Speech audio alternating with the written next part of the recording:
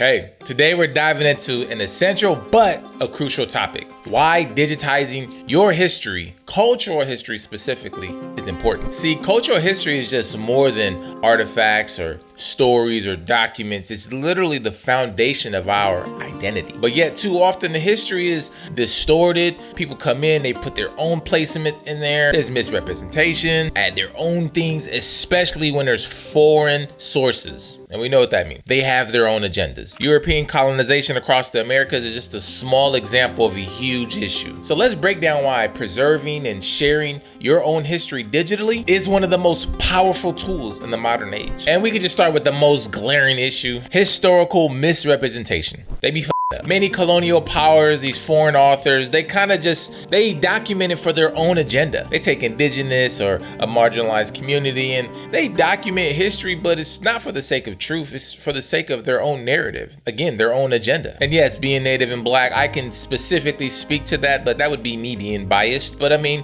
we can look at history. European settlers often described our traditions or our ceremonies as primitive or savage, completely ignoring the complex spiritual and the ecological knowledge within those traditions. But we know that this wasn't an accident. It was a complete strategy to justify colonization, to actually dehumanize indigenous peoples. But there are many more cases of this than you think. Another example comes from African history. For centuries, colonial powers have downplayed the advanced civilizations of West Africa, like the Mali Empire, to perpetuate the myth that Africa was a dark continent that needed European saving. It's crazy because these distortions linger in textbooks today. So you're asking yourself, how does digitization actually help? It's simple: by putting the power of storytelling back into the community's hands. When we're given the permission to digitize oral traditions, documents, artifacts, we actually are able to preserve these stories and that they're authentically made for the future, for our future generations to have access to. Take, for example, right now, there's work being done by the Māori communities in New Zealand, documenting their language, genealogy, oral histories, and making it easier for the youth to actually access that. Similarly, in India, there's organizations that are digitizing ancient manuscripts, like the Vedas, to ensure that they're being preserved in their original form as opposed to being interpreted through a colonial lens. Let's look at another angle: how foreign sources can twist facts for political or economic gain. For instance, during the British occupation of India, colonial historians wrote that India was a land of chaos and disorganization before the British rule. This again was a deliberate attempt to justify their presence there, despite the existence of thriving trade network, advanced architecture, and complex governance systems long before colonization. And you can compare this to digitized Indian archives that show the richness of pre-colonial culture, from the meticulously planned cities of the Indus Valley to the Gupta Empire's advancements in mathematics and astronomy. Oh my God, there's so many, because you can just consider African art. European museums house